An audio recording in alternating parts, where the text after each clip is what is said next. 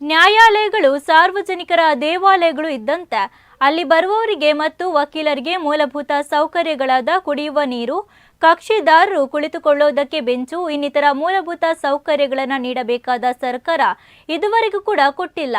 ಅಲ್ಲಿ ಬರುವ ಸಾರ್ವಜನಿಕರಿಗೆ ತೊಂದರೆಯಾಗಿದೆ ಎಂದು ಅಖಿಲ ಕರ್ನಾಟಕ ರೈತ ಸಂಘದ ಬಾಗಲಕೋಟೆ ಜಿಲ್ಲಾ ಅಧ್ಯಕ್ಷರಾದ ನಾಗರಾಜ ಹೋಕಾರ ಮತ್ತು ಸಂಘದ ಸದಸ್ಯರು ಹುನಗುಂದ ತಹಶೀಲ್ದಾರ್ ಮೂಲಕ ರಾಜ್ಯಪಾಲರಿಗೆ ಮನವಿಯನ್ನು ಸಲ್ಲಿಸಿದ್ದಾರೆ.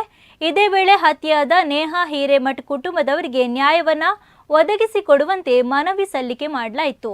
ಮೂಲಭೂತ ಸೌಕರ್ಯ ಒದಗಿಸುವ ಕುರಿತು ಕಾಣಿಸಿದ ವಿಷಯದನ್ವಯ ಬಾಗಲಕೋಟೆ ಜಿಲ್ಲೆಯ ಜಿಲ್ಲಾಧ್ಯಕ್ಷರಾದ ನಾಗರಾಜ್ ತಂದೆ ಭೀಮಪ್ಪ ಹುಗಾರ್, ಅಖಿಲ ಕರ್ನಾಟಕ ರಾಜ್ಯ ರೈತ ಸಂಘ ಬಾಗಲಕೋಟೆ ಜಿಲ್ಲಾ ಘಟಕದವರು ತಮ್ಮಲ್ಲಿ ಈ ಮೂಲಕ ಬರೆದುಕೊಂಡ ವಿನಂತಿ ಮನವಿ ಏನೆಂದರೆ, ನ್ಯಾಯಾಲಯಗಳು ಸಾರ್ವಜನಿಕರ ದೇವಾಲಯಗಳು ಇರುವುದರಿಂದ ನ್ಯಾಯಾಲಯಗಳಿಗೆ ಮೂಲಭೂತ ಸೌಕರ್ಯಗಳಾದ ಕುಡಿಯುವ ನೀರು, ಕಕ್ಷಿದಾರರ ಕುಳಿತುಕೊಳ್ಳುವುದಕ್ಕೆ ಬೆಂಚು ಇವನ್ನೆಲ್ಲ ಒಳಗೊಂಡ ಮೂಲಭೂತ ಸೌಕರ್ಯಗಳನ್ನು ಇನ್ನೂವರೆಗಾದರೂ ಕೂಡ ಕೊಟ್ಟಿರುವುದಿಲ್ಲ ಎಂದರೆ ರಾಜ್ಯ ಸರ್ಕಾರದ ಸಚಿವ ಸಂಪುಟದ ಸಚಿವರು ಹಾಗೂ ಮುಖ್ಯಮಂತ್ರಿಗಳು ಯಾಕಿರಬೇಕು?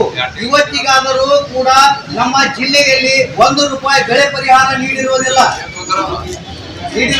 ಈ ಜಿಲ್ಲೆಯಲ್ಲಿ ಕುಡಿಯಲು ನೀರಿಲ್ಲ, ಜಾನುವಾರುಗಳಿಗೆ ತಿನ್ನುವುದಕ್ಕೆ ಮೇವಿರುವುದಿಲ್ಲ.